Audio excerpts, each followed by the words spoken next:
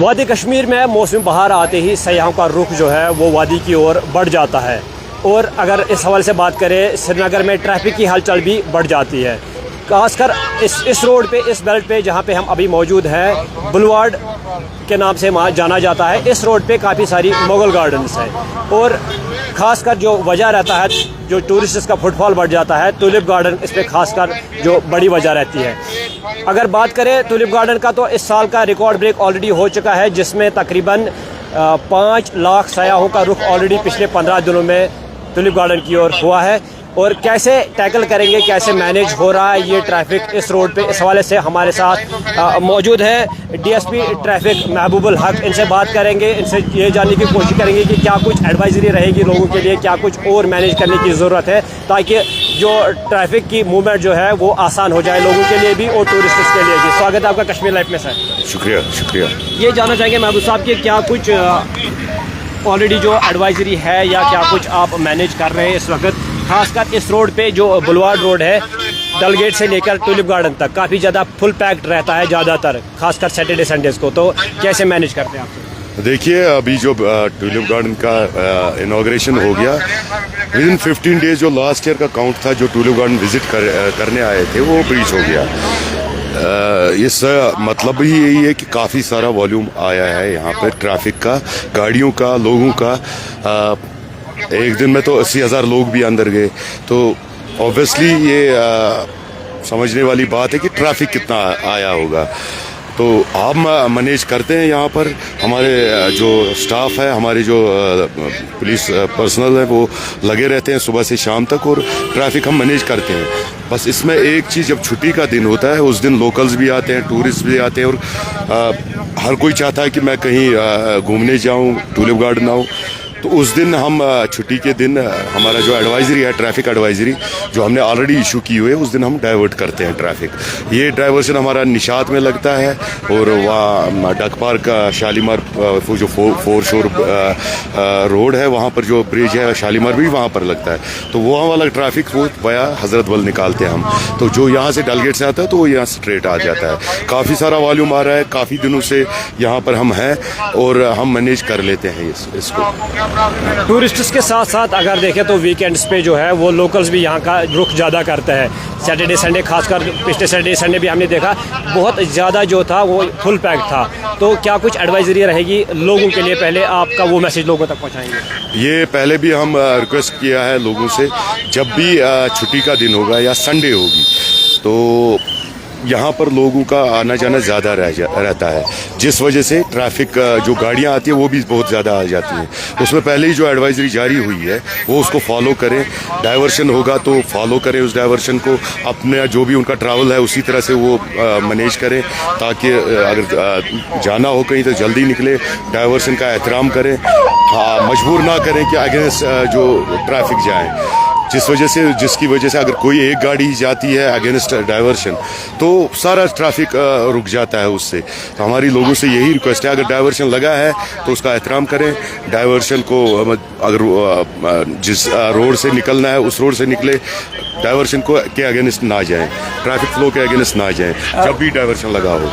श्रीनगर के अलावा अगर खासकर हम इस रोड की बात करें जो डलगेट से निशात तक है, इसमें कई जगहों पे या तो रोड साइड पार्किंग रहती है या तो टूरिस्ट्स की जो गाड़ियाँ आती है वो कमर्शियल एरियाज में रोड साइड पार्किंग रहती है। क्या कहीं ना कहीं वो भी वजह बन जाती है इस ट्रैफिक जाम की?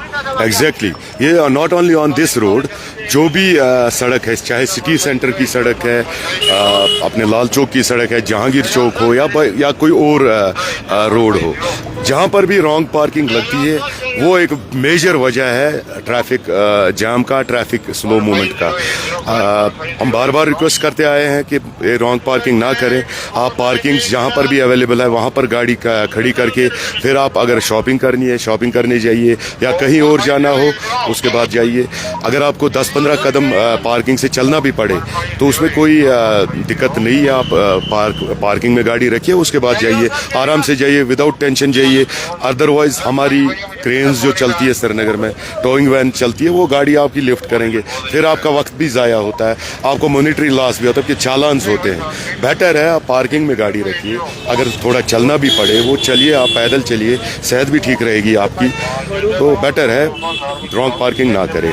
क्या और पार्किंग्स रिक्वायरमेंट है यहाँ पे, क्योंकि एक पार्किंग जो है बॉटनिकल गार्डन के सामने उसकी कैपेसिटी 2,000 है। जैसे आपने भी बोला कि हमने भी रिकॉर्ड्स में देखा बहुत ज़्यादा, एक दिन में दूसरी ईद को बहुत ज़्यादा फुटफॉल हुआ था, तो गाड़ियाँ रखने के लिए जगह नहीं है। क्या एडमिनिस्ट्रेशन को ये रिक्वायरमेंट फुलफिल करने की ज़रूरत है?